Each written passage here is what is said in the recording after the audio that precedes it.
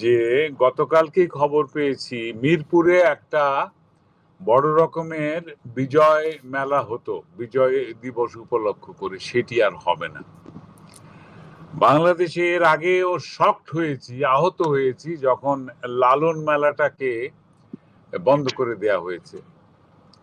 তার চেয়ে বড় আঘাত পেয়েছি যে পাকিস্তানের পপ স্টার এসে বাংলাদেশে খোলা ময়দানে কনসার্ট করে যাচ্ছেন, সেখানে তুমুল আনন্দে উপভোগ হচ্ছে।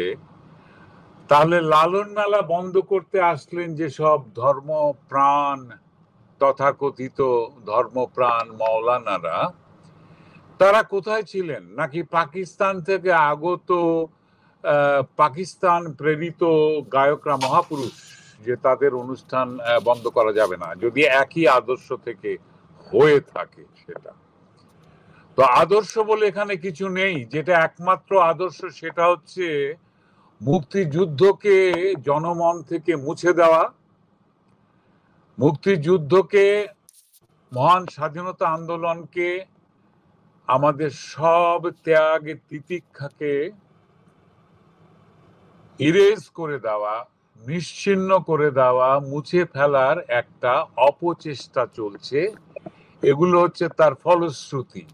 এখন যেগুলো এই কার্যক্রম চলছে এগুলো সেগুলোর ফলশ্রুতি। জয় বাংলা স্লোগানটা ছিল মুক্তিযুদ্ধের স্লোগান, সেটা নিষিদ্ধ হয়ে গেছে। সেটা তো ৭১-এ নিষিদ্ধ ছিল, এখন কেন সেটা নিষিদ্ধ হলো? তাই না? জয় বাংলা আওয়ামী লীগের সম্পত্তি না, আর আওয়ামী লীগও এখনো নিষিদ্ধ হয়নি।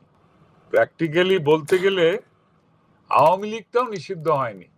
আওয়ামী লীগের নেতৃত্ব যেটা ছিল, বর্তমান নেতৃত্ব, তারা বিক্ষিপ্ত অবস্থানে চলে গিয়েছেন এই এই সো কল্ড কি বলে অভ্যুত্থানের পর।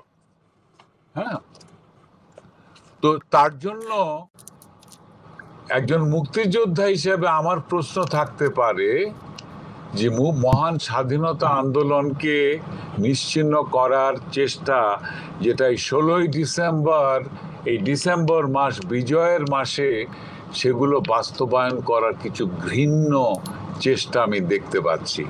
এটাই আমার বক্তব্য এখন আজকের দিনের জন্য।